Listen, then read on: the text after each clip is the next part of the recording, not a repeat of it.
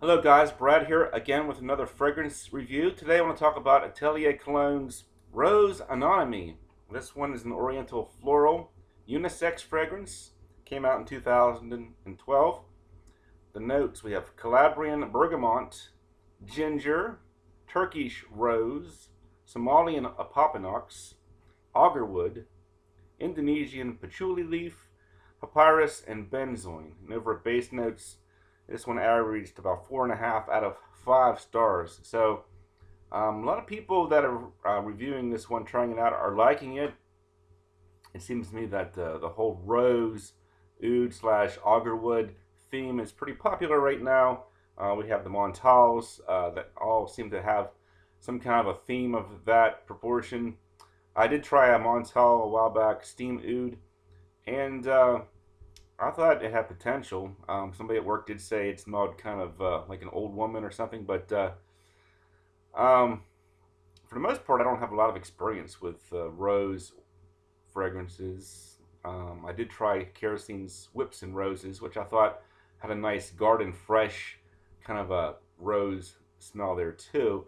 But this one, I really don't like this one at all. This one kind of to me, it just kind of has like an old woman smell to it. I picture these old perfume bottles, maybe the Chanel's or the Guerlain bottles that were popular a long time ago in the 40s or 50s. Maybe the big old bulb atomizers on them. Kind of has that kind of a feel to it. Kind of a throwback old woman fragrance to my nose. The first thing that really sticks out to me is that sweet note. It's almost like a vanillic amber kind of a smell there. And then there's the floral in there, which is definitely going to be that rose. And from my experience, it seems to me that rose really is a hard note to pull off in men's fragrances. Even though a lot of people seem to like it, maybe there are some good ones out there, like Burberry Brit, something like that, where the rose note is very well balanced out with other spices and things. But this one, yeah, it's really challenging to my nose. Um, There's the oud in there. It doesn't really smell like traditional oud would to me. Um, a slight woodiness there. Some spices from the ginger.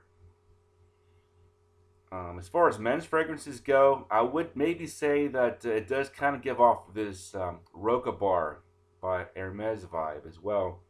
I smell the two side by side. I think Rose Anonyme is kind of like that, but a little bit sweeter.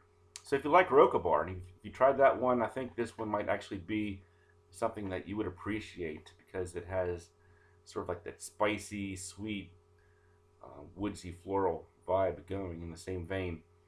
And being that Atelier colognes aren't very expensive, and these rose oud fragrance sometimes can be pretty expensive. Like for example, I know there are some comparisons between Rose Anonyme and Tom Ford's Noir de Noir, which is probably a very expensive fragrance.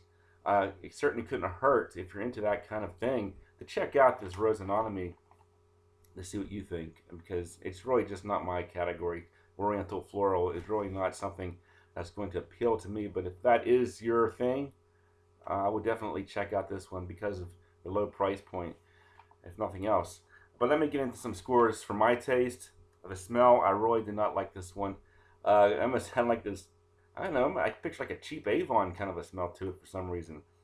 3 out of 10 for my taste. But if you like it, please don't, take that as um, bashing or anything. It just wasn't for me. Projection longevity. No, like I said, I don't really see myself wearing this to work. I do go into work today at 2:30. I put it on around 10, so hopefully by then it kind of dissipates enough that it's not going to be a big issue. I'll give it 7 out of 10 for that. I mean, just sniffing it around, I don't really get a good whiff of it up close. I can smell it, so I'll say 7 out of 10. Uniqueness, I'll give it 8 out of 10. I can't think of too many other fragrances that this reminds me of besides the Roca Bar analogy.